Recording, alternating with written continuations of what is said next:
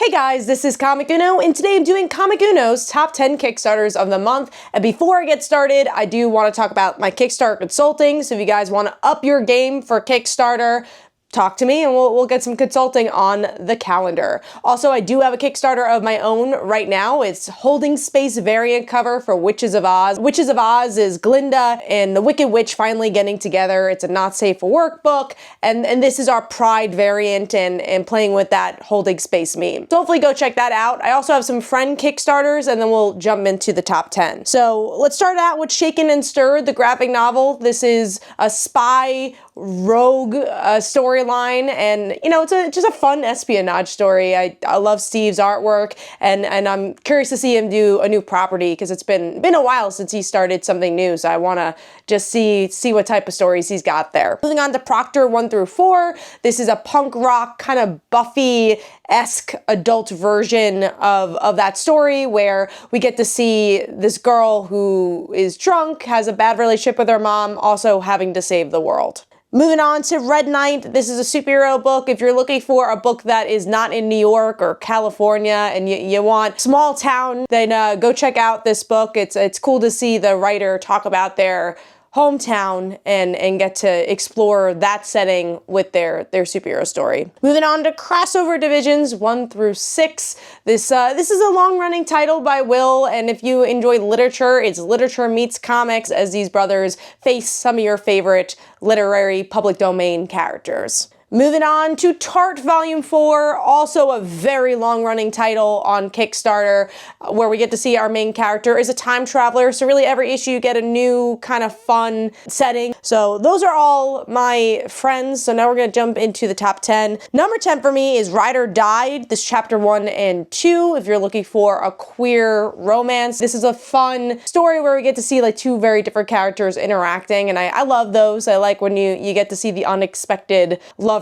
kind of come together, and it has a fun gritty style that you normally don't see with BL as well, so that is number 10. Moving on to number 9, which is from Alien Books Zorro, remastered color hardcover. This is a great way to collect those Zorro comics that maybe you didn't have a chance to collect, and that's why these omnibuses are so important, especially for those older comics, so they could relive and have a chance for more people to read them. So, you know, Zorro is obviously a very classic character with a very classic fan base. Moving on to number 8, which is Brokeass Cookbook, Japanese-ish food on a budget. If you guys don't know, I'm a big fan of food, so to see comics and food mesh together like this in a kind of silly but fun way, and almost like video game way, like a Cooking Mama but on steroids, I thought that was a really cool concept, so that is number 8. Moving on to number 7, I've had this book on the list before, and that is the Comics Courier, a comics criticism journal. I've mentioned many times why I feel this is very important. As a former comic journalist, I want more things like this. We need more comic journalism, and I feel like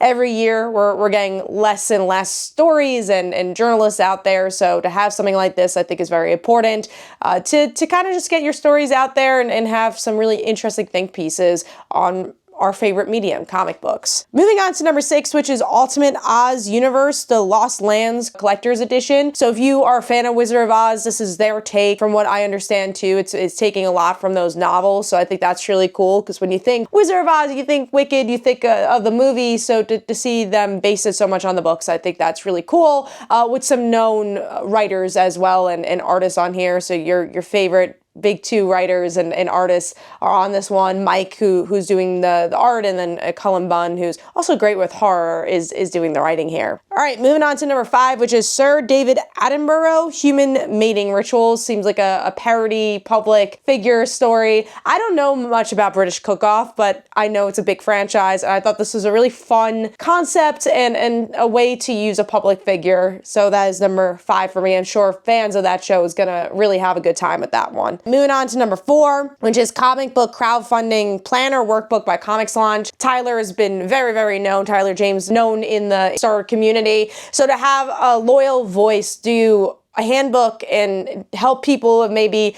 never made a Kickstarter or don't know how to make a successful Kickstarter. This is a really, really valuable tool that I think everyone should be supporting. Moving on to number 3, which is Carry On African Folklore in Sci-Fi Anthology. Literally, the title kind of says it all. I love anthologies like this that can explore cultures and explore different voices, and these type of stories are so important on Kickstarter, and I love just seeing them on a monthly basis, and I want to see more anthologies on the platform. Moving on to number 2, which is I Bought a Gorilla to a Gunfight. Another one where the title kind of just says it how it is. I really like the artwork for this one, and I like the vibe. I like that it was a female lead in this cowboy western story. You don't get to see that as often. It just had a really fun vibe, and I think it's pretty close to funding, so hopefully it could also get over that goal. All right, moving on to number 1. This is just totally up my alley, and that is Lake Yellowwood Slaughter. This is a slasher that was never made, so they're making it into a comic, which is a great way to use the medium to maybe actually make this movie one day.